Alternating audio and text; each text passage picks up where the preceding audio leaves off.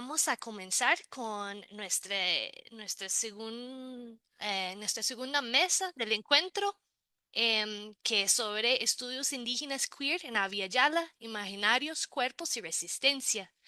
En este espacio abordemos expresiones culturales, artísticas y políticas que surgen en la intersección entre lo queer y lo indígena en Abya Yala, desde enfoques literarios, periodísticas y arqueológicos. Muchas gracias por acompañarnos en este espacio. Em, este, esta mesa me emociona mucho porque los trabajos del Marco y de Edson han sido muy centrales en mi marco teórico, entonces personalmente estoy como fan. Y también Natalia y yo somos amigas de mucho tiempo y hemos tenido conversaciones a lo largo de los años en estos temas, entonces estoy muy emocionado de escuchar todas las contribuciones hoy. Entonces, bueno, cada persona se va a tener 15 minutos para presentar. Cuando se terminen los 15 minutos, yo voy a avisar en el chat y al final vamos a contar con 15 minutos para preguntas y comentarios que los pueden ir escribiendo en el chat mientras están haciendo las presentaciones o puede esperar al final y yo voy a tratar de poner atención al orden. Entonces voy a empezar a dar el bienvenido al el primer panelista, que es doctor Marco Antonio Huerta Alardín. Él es profesor asistente en el Departamento de Lenguas y Literaturas Modernas en la Universidad Estatal de California, Bakersfield, y su foco de investigación son las literarias en lenguas indígenas, la traducción de lo queer a través de las culturas. Muy bienvenidos.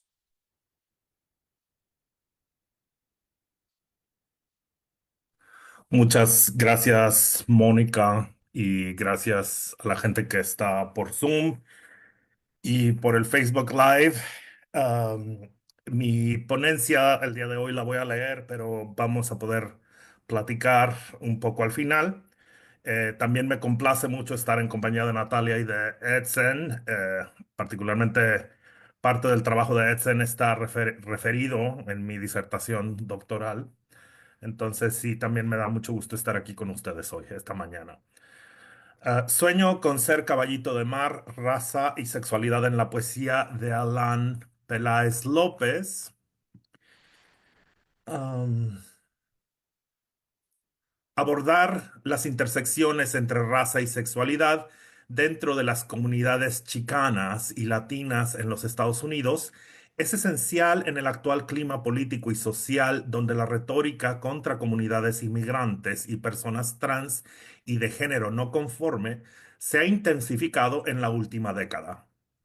Artistas y autores que abordan estas intersecciones desafían las narrativas dominantes que buscan borrar o marginar las voces queer y trans dentro de la latinidad, al tiempo que exponen cómo los sistemas de supremacía blanca, heteropatriarcado y xenofobia se entrelazan para producir formas únicas de vulnerabilidad y violencia.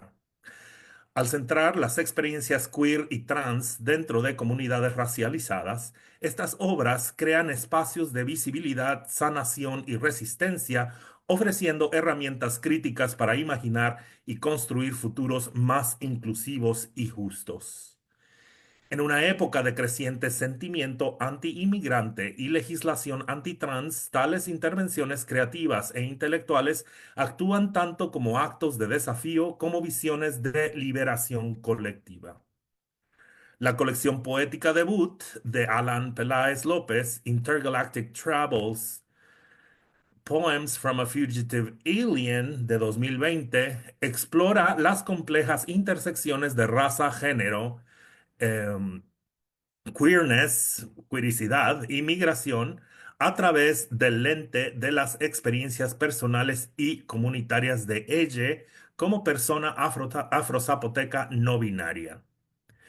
El trabajo de Peláez López desafía las narrativas dominantes de ciudadanía y pertenencia al enmarcar la migración como una forma de viaje intergaláctico, una que destaca tanto la violencia como la resiliencia de las comunidades marginadas.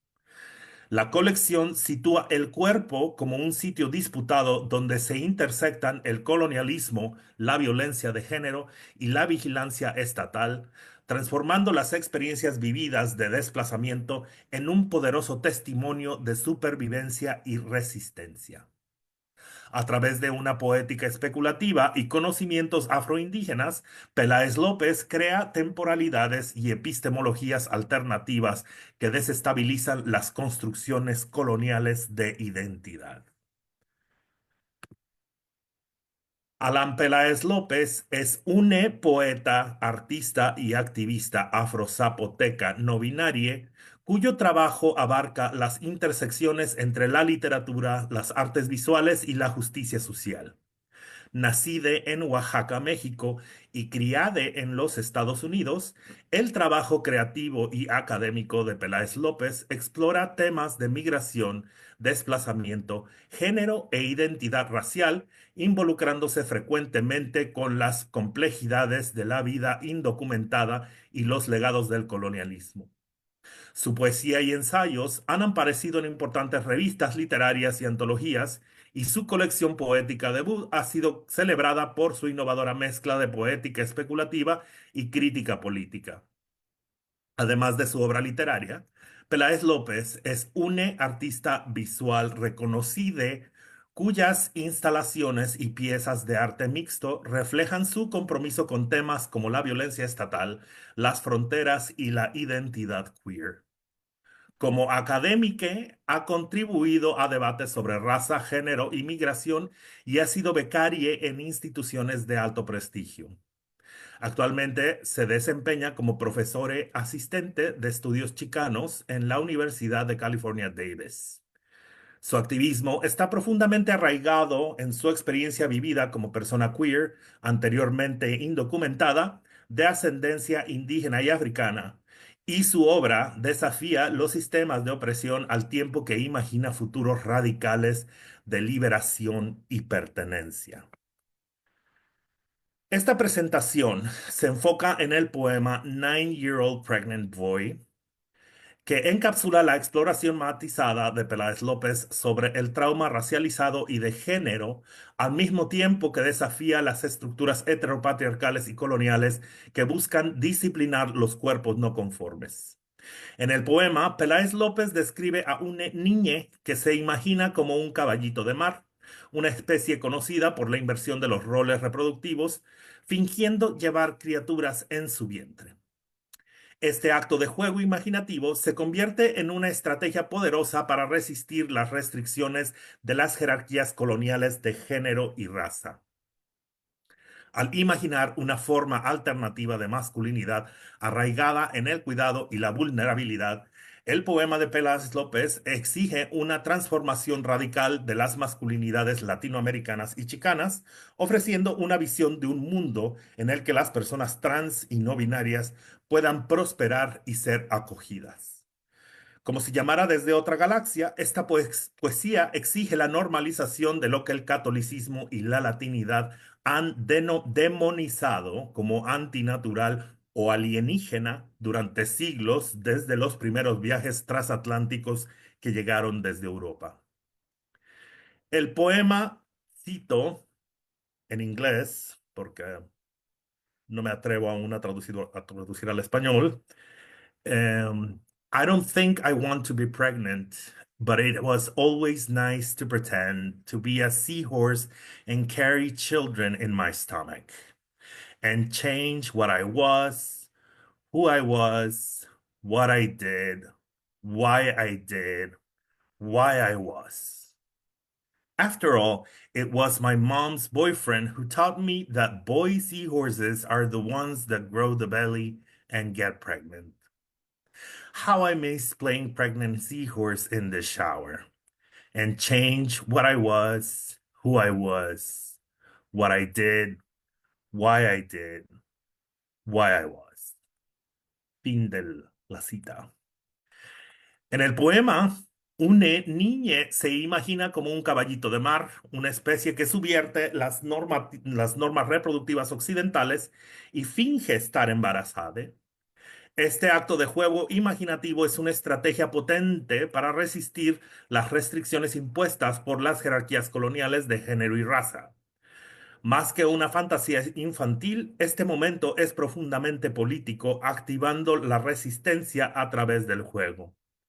Se convierte en un ejercicio encarnado de parentesco alternativo, de corporalidad queer y futurismo especulativo. La subversión de los roles de género y normativos en el poema encuentra fundamento teórico en el marco de la colonialidad del poder de Aníbal Quijano y la colonialidad del género desarrollada por María Lugones. Quijano expone cómo la modernidad, el capitalismo y el colonialismo afianzan jerarquías raciales, mientras que Lugones amplía esta crítica para destacar cómo los sistemas coloniales impusieron roles de género binarios rígidos, especialmente sobre los pueblos indígenas y africanos, borrando sistemas de género más fluidos y diversos que existían antes de la conquista. El uso imaginativo del caballito de mar, una especie no humana que interrumpe las expectativas reproductivas occidentales, se convierte en una herramienta decolonial. El anhelo del hablante de change what I was, who I was, I did, why I was, subraya la violencia de las categorías identitarias impuestas y el deseo de escapar de ellas. La memoria también juega un papel fundamental en el poema. La línea, After all, it was my mom's boyfriend who taught me that sea-boy horses are the ones that grow the belly and get pregnant, revela la transmisión de un conocimiento alternativo a través de las relaciones familiares. Es significativo que la figura que transmite este conocimiento no sea un padre ni un familiar biológico, sino una figura liminal, en este caso el novio de mi mamá. Esta pedagogía afectiva e indirecta refleja estructuras de parentesco queer y subvierte los modelos patriarcales convencionales de familia y autoridad. De otra forma también, y haciendo honor al multilingüismo de este libro, la ortografía de boy, asociada con comunidades queer y transmasculinas, también reafirma la rareza del proceso de aprendizaje, la eh, la alternatividad del proceso de aprendizaje y reclama la categoría de masculinidad para cuerpos no normativos. Esta intervención en este panel se centra en el papel de la imaginación infantil como espacio de resistencia. La repetición de la frase change what I was, who I was, ejecuta una poética de la transformación.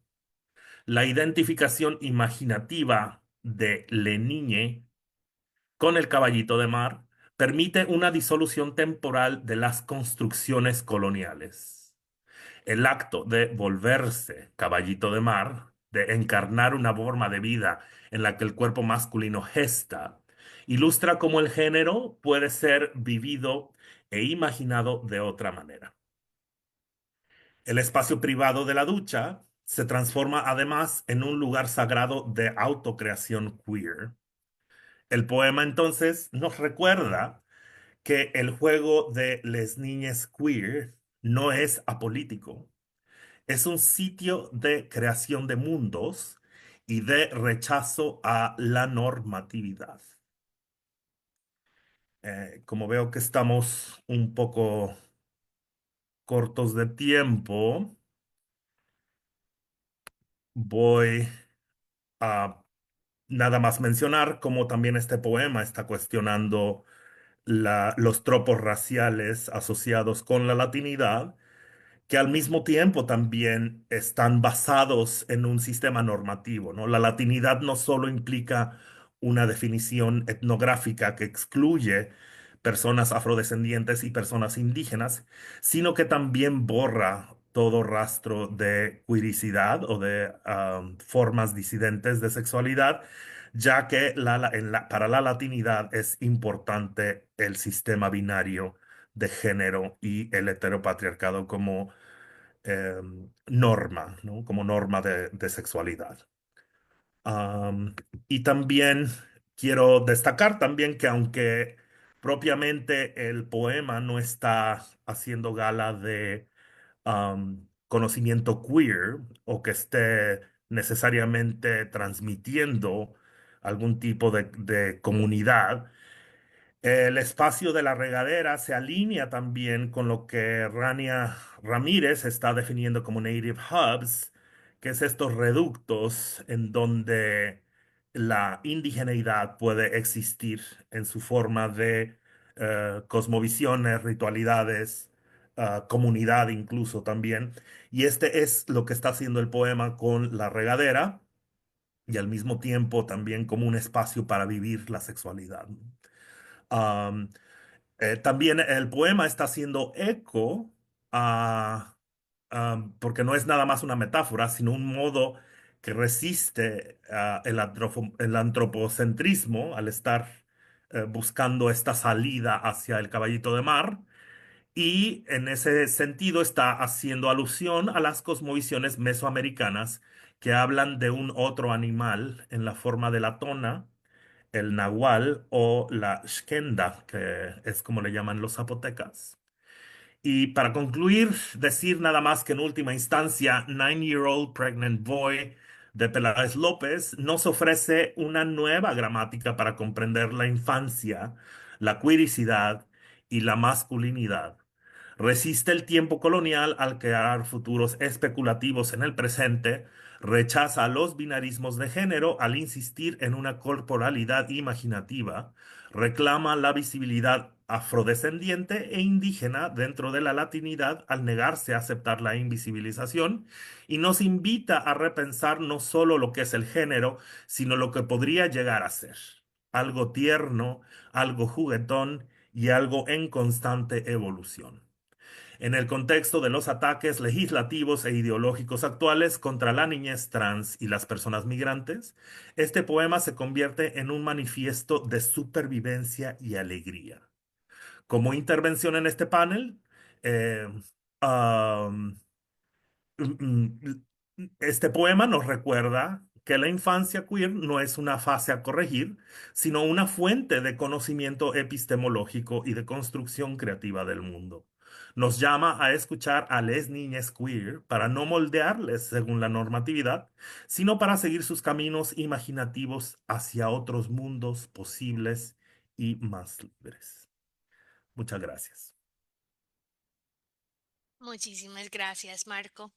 Y a continuación escuchamos a Edson Hurtado Morón, periodista e investigador boliviano. Escribió el libro y muchas más cosas también, pero La Madonna Serrata, crónicas sobre indígenas homosexuales en Bolivia y se especializa en temas de diversidades sexuales y derechos humanos. Hola Mónica, muy buenas tardes a todos, todas y todes. Es un gusto, un placer para mí estar en este espacio, un poco para comentar el trabajo que he realizado ya hace bastantes años. De hecho, estoy trabajando en otro proyecto ahora que tiene que ver también con el colectivo LGBT y de Bolivia. Y bueno, agradecer también a Marco, estaba muy linda su presentación, creo que ha sido muy eh, dilucidante y tiene que ver un poco con con el trabajo que he hecho yo. Durante un año fui a comunidades, a pueblos de población indígena en Bolivia. Bolivia hace algunos años ya es un estado plurinacional, ha dejado de ser una república para convertirse en un estado plurinacional. Y entre muchos de los cambios, algunos más simbólicos que reales, que se han realizado en el país es precisamente esta visión y esta adopción de lo indígena como un tema constitucional. Nuestra Constitución Política del Estado reconoce a 36 naciones indígenas y sus idiomas como idiomas oficiales. Y ha habido innegablemente durante estos años un cambio muy grande que se puede ver, por ejemplo, en las figuras políticas, ¿no? La representación política de los pueblos indígenas nace desde sus bases, nace desde sus propios usos y costumbres, y muchas cosas han cambiado en Bolivia. Me animé a hacer este viaje por el país para buscar historias de hermanos y hermanas indígenas LGBTIQ. Durante años estaba recorriendo, coleccionando historias, chismes, anécdotas durante los viajes que yo hacía, y uno de esos se me quedó y dije, aquí puede haber algo, ¿no? Ya, esa es mi beta periodística. Entonces, ahí empecé a seguir a estas pistas, a buscar a los protagonistas, a encontrar las historias. Eso me llevó a publicar, a escribir primero La Madonna de Sorata, que es una investigación sobre pueblos indígenas y indígenas LGBTIQ. Estuve en toda la geografía nacional, desde el altiplano en el occidente del país, los valles, las minas en el sur y en el centro, y toda la región amazónica y tierras bajas de Bolivia para encontrar estas historias. Yo quería hablar un poco aquí sobre el enfoque periodístico, ¿no? Que es un asunto que me he estado cuestionando siempre, y lo hice mientras hacía la investigación, mientras entrevistaba a la gente. Una de las historias, una de las crónicas del libro se llama El extraño niño que se comió a su hermana. Es una historia que encontré en la Amazonía, em, en el pueblo mojeño ignaciano, de una chica trans de este pueblito muy chiquitito, ahí en la selva amazónica, que sale, asume su identidad de género, eh, y contra todo pronóstico, la única que lo apoyaba era su abuela. Y todo, además, la familia, el pueblo estaba en contra de ella, ¿no? Fue muy difícil, pero lo que me llamó la atención más fue la historia que le cuenta la abuela para justificar, entre comillas, la identidad de esta chica, ¿no? Y la chica, en un momento muy álgido, le pregunta a su abuela y le dice, ¿por qué soy así? ¿Por qué me gustan los vestidos? ¿Por qué me gusta el maquillaje? No sé, ¿por qué me gusta andar de falda? ¿No? Y la abuela le dice, yo te voy a contar la historia de lo que pasó realmente, ¿no? Y le cuenta esta historia que está reflejada en la crónica, ¿no? Le dice, cuando tú estabas en el vientre de tu madre, no estabas solo, estabas acompañado. Había alguien más, tenías una hermana. Y ese embarazo de mellizos o de gemelos se vio afectado por una gran sequía que hubo en esa época. Se murieron las vacas, se ahogaron las gallinas, no había comida, todo el mundo sufría, y tu madre también. Pero la providencia, le dice la abuela, la providencia decide que uno de los dos tenía que vivir. Y entonces tú te comiste a tu hermana en el vientre de tu madre. Y es su espíritu el que está contigo, y es su espíritu el que se quedó contigo, y son los dos espíritus que viven en tu cuerpo. Y me pareció una historia maravillosa de cómo los pueblos indígenas pueden crear estos mitos, estas leyendas, para añadirlos a su cosmovisión y a su entendimiento del mundo. Cuando yo lo planteé, esto, estuve como una semana echado en una hamaca después de haber escuchado la historia, pensando en cómo una cuestión que en un principio puede parecer barbárica, es decir, que un niño se coma a una niña en el vientre de su madre, ¿no? Que a los ojos de la civilización occidental puede parecer hasta una historia de terror. Era cómo plantear, cómo enfocar ese hecho, que bueno, como les decía, forma parte del mito, de la leyenda, que intenta explicar la cosmovisión y la existencia, era cuál era el enfoque que yo tenía que darle, ¿no? Los periodistas, los investigadores formados con esa visión occidental, tan eurocentrista, ¿no? Eh, Siempre tendemos a juzgar esto. Entonces yo encontré la manera de, por supuesto, la crónica me da dos herramientas importantes, que es el periodismo y la literatura. Entonces, la literatura me ayudó mucho a contar esta historia de la manera en la que yo quería que llegue a la gente, ¿no? Que era casi como un efecto mágico, muy García Marqueano, realismo mágico, para poder hacer entender esta cuestión al lector, a los lectores principalmente. Entonces fue un enfoque periodístico muy respetuoso, creo, sin hacer caer en la burla, sin hacer caer como les decía, en que parezca un acto barbárico. Aprendí mucho haciendo esta investigación. eh, Mónica, por supuesto, conoce muy a fondo el libro. Está traducido ya al alemán, y tiene mucho que ver con las identidades en Bolivia, ¿no?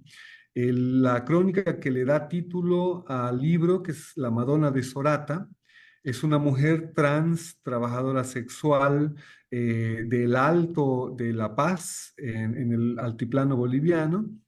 Y ahí encontré otra figura muy, muy exquisita de estas identidades, porque no solamente encontré este debate en la identidad de género de esta persona, sino en la identidad cultural, histórica.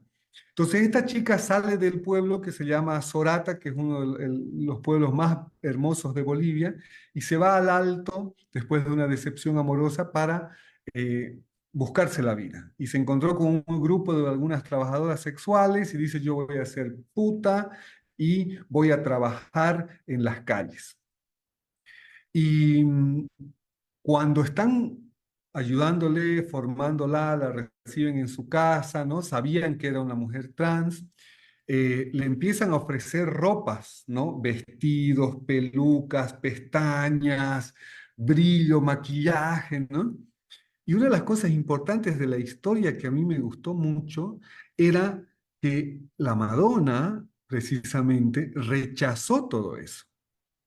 Rechazó el vestido, rechazó las pelucas, las lentejuelas, eh, y dijo, yo soy una mujer aymara, yo vengo de un pueblo aymara, no puedo, yo soy una mujer aymara, no puedo vestirme así. Y esta mujer trans, trabajadora sexual, se empezó a vestir como una mujer aymara, con polleras, con poncho, con sombrero, con trenzas.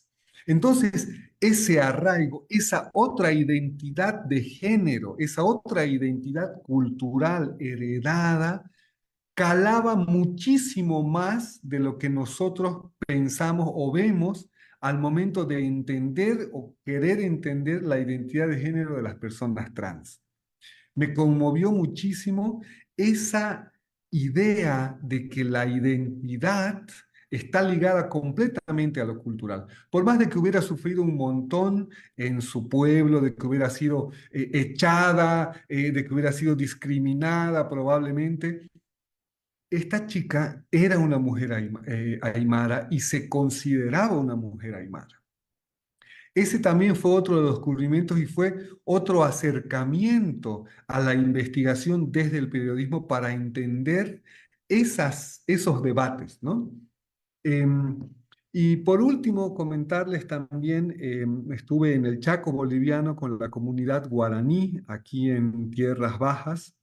Me encontré con una comunidad muy cerrada, tuve que hacer muchísimos papeleos para que las organizaciones indígenas me puedan dejar entrar a su territorio, ¿no? No es que cualquiera pueda entrar a hacer lo que quiera, ¿no?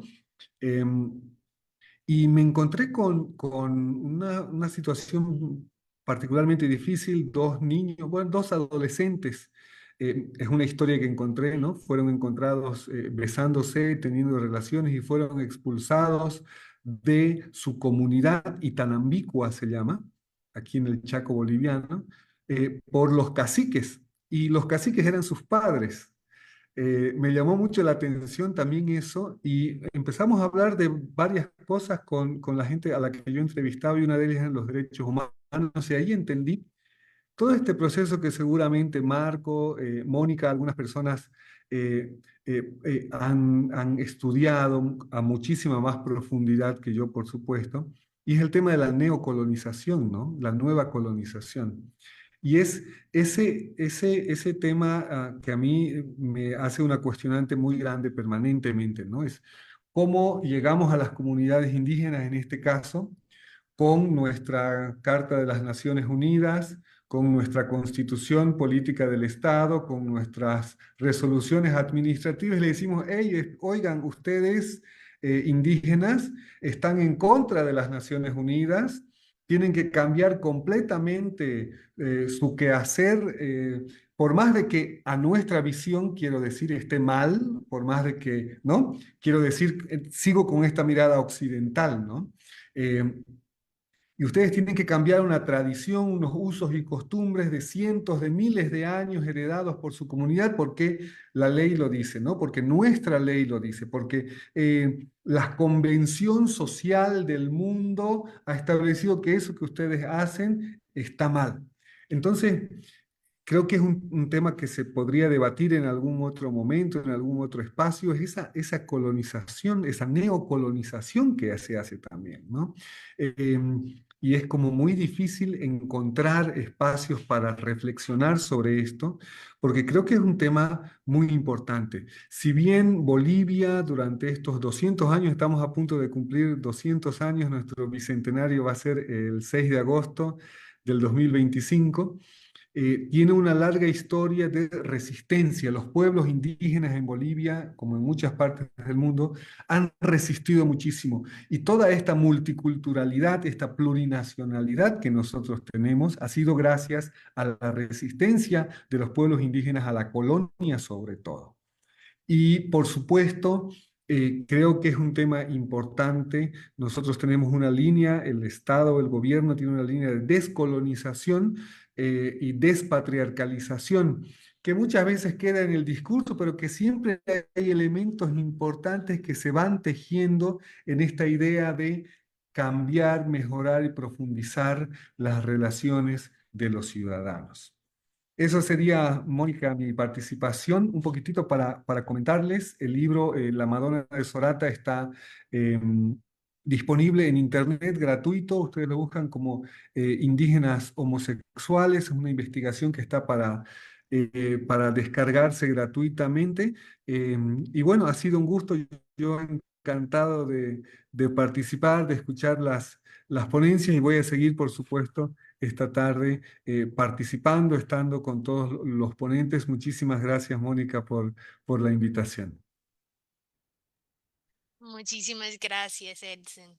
Muy interesante y valoroso todo su trabajo.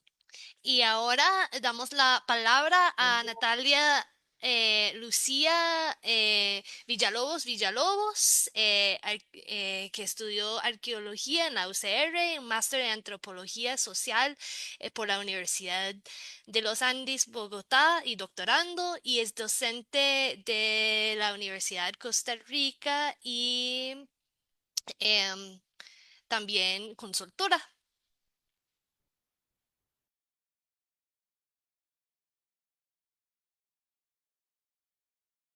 Hola, buenos días, espero que estén bien. Me disculpo porque verán, ando hasta con chaleco porque estoy literalmente en un rescate arqueológico en este momento, entonces es parte de mi trabajo en ambos lados. Agradezco mucho a Mónica por la oportunidad, he podido estar oyendo las otras intervenciones y me alegra bastante ver que en realidad pues es algo muy similar.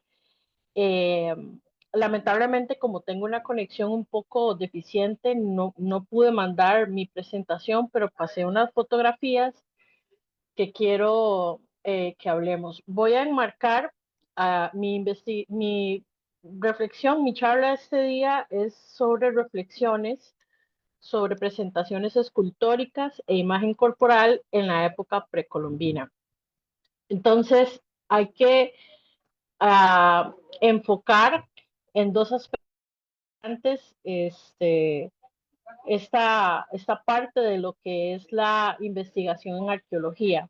Lo primero es que nosotros, pues ustedes sabrán que la arqueología lo que trabajamos es sobre las sociedades del pasado.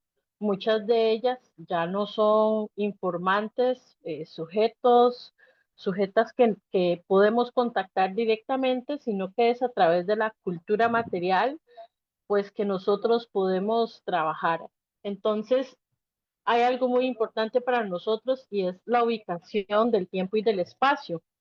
Entonces, cuando hablamos de estas representaciones, que son muy variadas, podemos decir, la primera reflexión es que el cuerpo es el primer lugar que habitamos, ¿verdad? Y eso es un aspecto realmente muy importante porque nos tiene que ayudar justamente desde este ejercicio metodológico en lo que debe ser la desestructuración de los discursos normativos y hegemónicos, que es uno de los tantos desafíos de las arqueologías contemporáneas, ¿verdad? De hecho, tal vez uno de los elementos más importantes al momento de las arqueologías tiene que ver justamente con el hecho de que tenemos una formación científica que ha sido muy masculinizada, ¿verdad? Que sé que no es solo de la arqueología, pero es bastante importante y eso tiene que ver también con un componente de que aunque hablamos del pasado, no dejamos de hablar del presente y tiene que ver mucho sobre elementos también a nivel discursivos, en donde la gente está haciendo un reflejo muchas veces y con eso también interpretando un pasado de manera que podemos tener una visión sesgada. Entonces, tal vez una de las primeras discusiones sobre estas representaciones precolombinas es que tenemos que pensar fuera de un esquema de pensamiento occidental y eso es muy difícil, puesto que son representaciones además de hace muchos años, miles de años, y esto trae como problema, ¿verdad?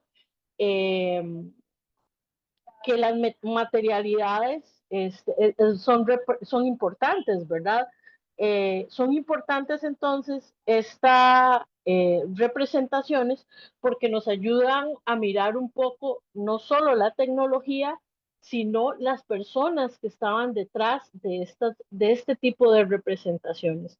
Así la cultura material para nosotros y para muchas otras disciplinas también se complementa y se vuelve un texto, ¿verdad? Que tratamos de leer bajo una serie de enfoques y metodologías. Muchas veces se considera que puede tener un carácter especulativo y en el caso de la arqueología, cuando se tiene un enfoque, digamos, queer, en realidad es un poco más difícil, ¿verdad? Por ese tipo de interpretaciones que muchas veces hay que hacer. Voy a presentarles algunas imágenes, tal vez como para comprender un poquito mejor esto que les estoy enseñando. Bueno, escogí algunas imágenes que son tanto del Valle Central, de Guanacaste, de diferentes lugares de Costa Rica, no una colección en específico, sino algunos ejemplos, porque me gusta más bien que vean de una manera más heterogénea algunas de estas representaciones. Tal vez uno de los primeros elementos que podemos decir es que la arqueología, hay diferentes tipos de arqueología. Una de ellas es la arqueología de género y otra es la feminista, que surgen en realidad de forma muy tardía. O sea, estamos hablando de los años 50, 60, incipientemente, por ahí las mujeres arqueólogas danesas se empezaron a hacer algunas preguntas desde los años 70, pero realmente, como no escribían en inglés, no eran muchas veces voces escuchadas. Y eso es algo muy significativo que lo podemos traer para el marco de referencia de Latinoamérica, que hay temas que son invisibilizados, ¿verdad? Y el tema queer, o pensando en términos de género o identidad, todo aquello que se salga de lo normativo en la arqueología, pues como les dije, puede ser visto con unos ojos incluso de prejuicio. Alguna de estas imágenes la usé en algún momento, no sé si alguna de estas, pero se me viene a la mente una imagen de una escultura del Caribe que tiene una representación de cara de lagarto, tiene pechos, ¿verdad? Tiene mamas, pero tiene una representación que es en el caso uh, este, de órganos masculinos, ¿verdad? Parece ser un personaje, de hecho, que podría interpretarse de repente como intersexual. Y me acuerdo que lo puse para un día diciendo, lo posteé en mi perfil de Instagram, eh, y yo decía nada más que celebraba que la diversidad existe desde el pasado, ¿verdad? Y eso es un punto muy importante. Recuerdo que otra colega, tal vez no con mala intención, pero me hizo un gran llamado de atención y me dijo, no, no, no, no ponga eso, es que hay que tener mucho cuidado, ¿verdad? Entonces también hay muchos colegas, que puedo decirlo abiertamente, que hay sobre temáticas que cada uno, eh, pues tal vez tiene muchos elementos prejuiciosos, ¿verdad? Que los detienen, ¿verdad? Con temor a interpretar algunos tipos de expresiones. Devolvámonos un poquito, este, porque en la arqueología, si hay algo que ha carecido, ha sido de la representación de la diversidad, en especial de otros sujetos que no sean masculinos. Muchos desde los inicios ha sido una representación de caza, de aspectos que son violentos, que en esa escala de valores que surge desde el siglo XVIII o antes, eran representaciones que reflejaban los intereses de hombres en ese momento. Y si uno ve muchos textos de ese momento, incluso hablan solo de algo masculino, pero están invisibilizadas el resto de personas. Y eso es un aspecto muy importante. ¿Por qué? Porque creo que lo queer, lo interseccional, la arqueología de género y la arqueología feminista pueden venir a aportar unas voces más diversas sobre lo que representan estos sujetos, ¿verdad? Creo que es importante dejar de lado, lo digo porque tengo enfoque también de trabajo, soy antropóloga, arqueóloga, en la parte también de antropología médica, y creo que tenemos que empezar a trabajar figuras viéndolo fuera de los ojos occidentales. Y en esto también hay una propuesta metodológica muy importante que hay que hacer, colaborativa, de darle la voz a quien corresponde, muchas veces también con poblaciones indígenas. Creo que ellos tienen unos aportes a nivel de tradición oral, que nos pueden ayudar a generar otro tipo de categorías. Y recordemos que hay una conexión muy importante justamente con la tradición oral de los pueblos, incluso aunque haya una distancia temporal. Otro de los elementos muy importantes que creo que tenemos que ver acá es que dentro de estas representaciones y esas expresiones no son necesariamente unas expresiones individualizadas, ¿verdad? Son sujetos que son pensados en términos de lo colectivo.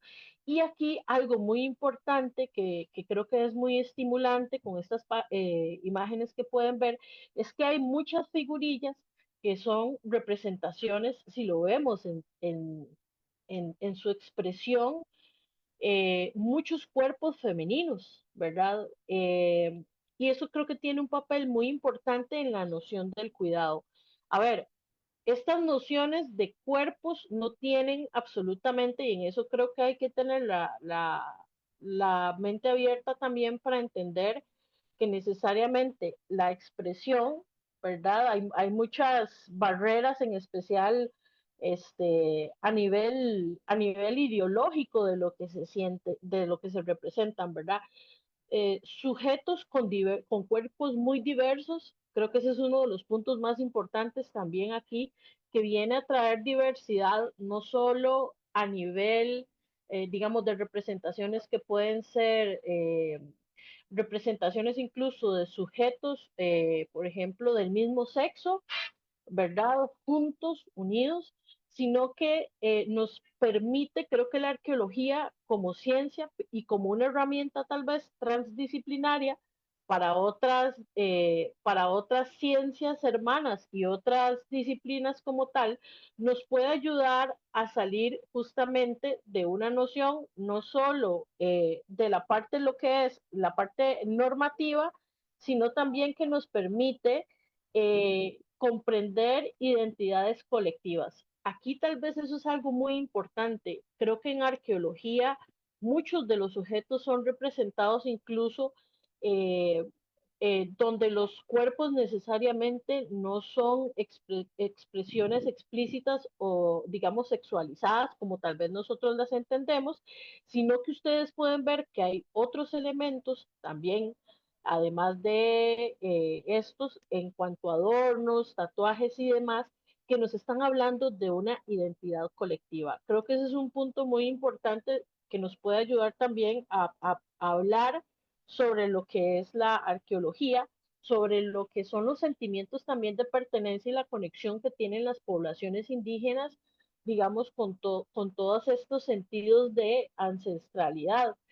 Estos objetos que les estoy poniendo específicamente en este momento, que ven, tienen una particularidad. Muchos de ellos son de Guanacaste y son representaciones de mujeres importantes en la historia.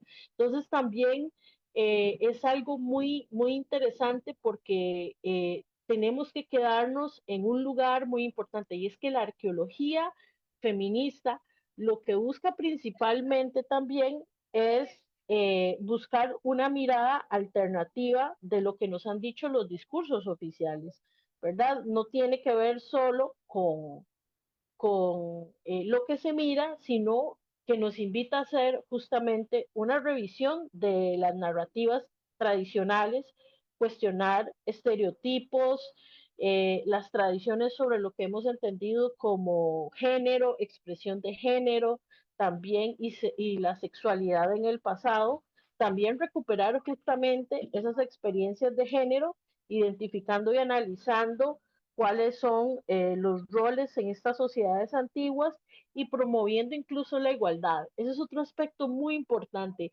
Las poblaciones indígenas en el pasado nos enseñan a través de estas representaciones a distinguirse en grupos, ¿verdad?, colectivos, pero a su vez también nos invitan a ver el valioso enfoque de comprender que hay una diversidad muy grande que se ha dado a través de toda la historia de la humanidad, ¿verdad? No, no es algo reciente como tal vez muchas veces nos han querido vender. Yo creo que los objetos arqueológicos nos abren un camino para derrotar al binarismo, ¿verdad? Y darnos una nueva noción también sobre la interpretación de los datos, sobre estas figuras, donde además vemos unos cuerpos súper diversos, súper variados, y donde nos podemos cuestionar principalmente el lugar del poder, ¿verdad? Porque se pueden representar personajes ancianos, se puede representar la niñez, se pueden representar adultos mayores, ¿verdad? Entonces hay un montón de convenciones sociales eh, que podemos vernos expresadas y también atribuciones contemporáneas en las que vemos reflejados algunos esquemas del pasado. Y también, pues creo que es un momento importante para también trabajar y reflexionar desde nuestros lugares de privilegio como muchas veces tenemos una mirada que más que ser inclusiva es exclusiva. Lo dejo por ahí porque si no, no terminamos. Muchas gracias. Muchas gracias, Natalia, y muchas gracias a todos y todas por sus intervenciones hoy. Muy interesante. Me encanta cómo son de diferentes disciplinas, pero cómo se entrelacen entre sí en maneras como muy interesantes. Entonces abrimos para los últimos 10 minutos. Si hay comentarios o preguntas para las personas ponentes.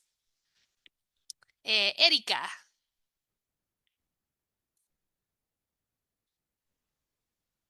Hola, muchísimas gracias. Bueno, le agradezco a las tres personas por estas presentaciones tan interesantes. Me gustaron muchísimo. De hecho, yo presento ahora en la siguiente y parte de lo que voy a mencionar es como esta propuesta de el silencio que ha existido de lo indígena como un factor cultural indispensable para entender las diversidades sexuales en América Latina y desde América Latina y Centroamérica, que es mi caso particular. Y pues todo lo que ustedes han dicho lo que hace es como reivindicar, ¿no? Este proceso de pensamiento que no solo yo, sino otras personas hemos llevado a cabo. Entonces, me parece muy interesante los textos, las fotografías, los productos que han presentado. Me gustaron muchísimo las presentaciones y me doy cuenta que tengo mucho por investigar y por leer.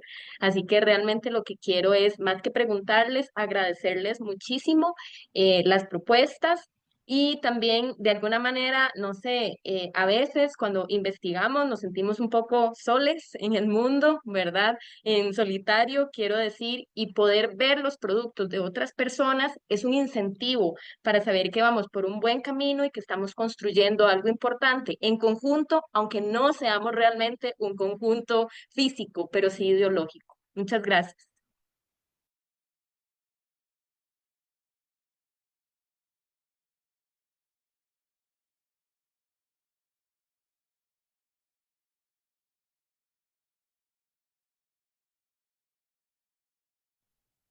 Bueno, no sé si hay más comentarios o preguntas antes que cerramos la sesión. Yo también, bueno, como dice Marco, totalmente de acuerdo y yo también totalmente de acuerdo. Esta oportunidad de hacer la pasantía de investigación me abrió mis ojos a qué tan importantes son la comunidad, construir juntos y también como abrir las diferentes disciplinas y hacer esos trabajos en conjunto. Y, ¿Qué? perdón, Mónica, si no hay más preguntas, bueno, primero asegurarme nada más que no haya más preguntas.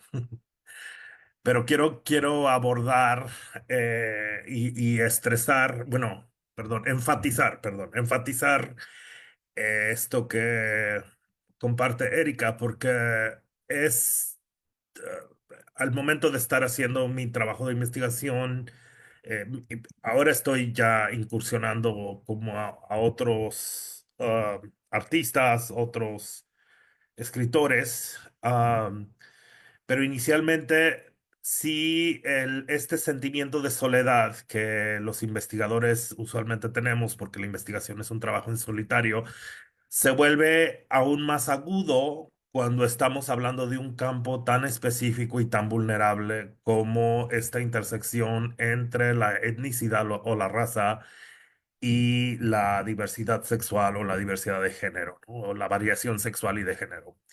Entonces creo que por eso también es parte del esfuerzo pedagógico, epistemológico, académico, la relevancia de que espacios como este existan, puesto que no solo ese sentimiento se reduce, sino que es también más productivo ver cómo se está pensando esta misma intersección desde estos otros espacios y desde estas otras disciplinas que están haciendo posible también el incremento eh, del compartir, del intercambiar estas ideas. Entonces sí, a mí se me olvida muy fácilmente que hay más gente trabajando, um, puesto que también, como ustedes saben, um, el mundo editorial, la divulgación científica a veces tarda también mucho. Pero sí, que agradezco mucho también el espacio, el haber participado en este panel también, como decía, eh, ha sido fundamental para mí hoy el poder compartir no solo el trabajo de Alan, sino también el poder también ver lo que está trabajando cada quien desde sus propias trincheras. Y pues sí, agradezco, nada más era eso, enfatizar ese comentario y manifestar mi gratitud. Muchas gracias.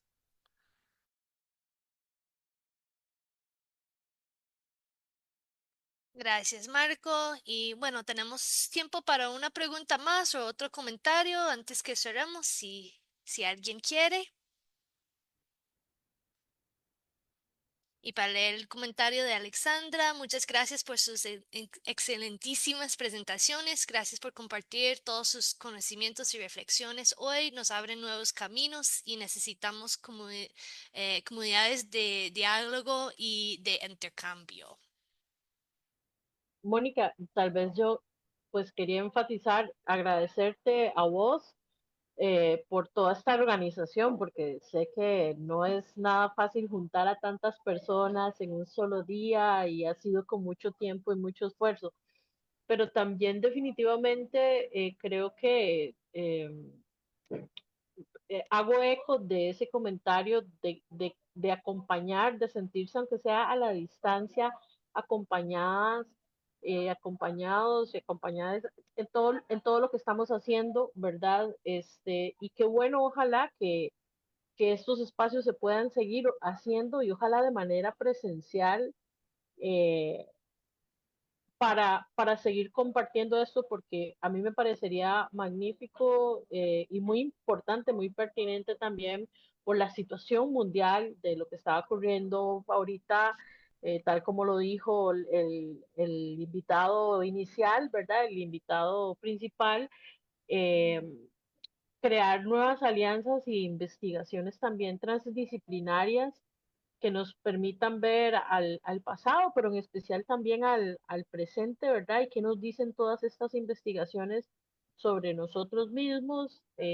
Como antropóloga y arqueóloga me interesa mucho esta noción de naturalizar la noción de la diversidad y de verla en todo su esplendor, no como un atributo, ¿verdad? A veces la diferencia se le da una connotación negativa y todo lo contrario, necesitamos abrir eh, y quitar esas barreras y ver la diversidad más bien como un mundo, muchos mundos de posibilidades también, no solo sobre investigar, sino también sobre visibilizar y representar a personas y sectores que muchas veces también han quedado invisibilizados como tal.